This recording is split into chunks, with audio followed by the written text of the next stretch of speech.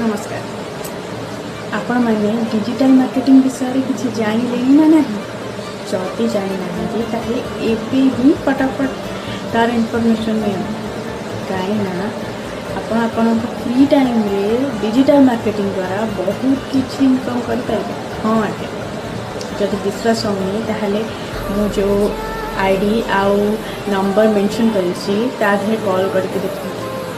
सी होचंती जन ओडिया बहुत भल भौणी आउ से ए मार्केटिंग लाइन रे आसिकी बहुत लोगों को हेल्प कर।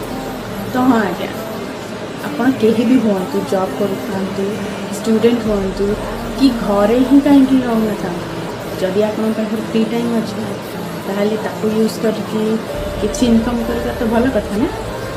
तो हाँ रोची नमस्कार।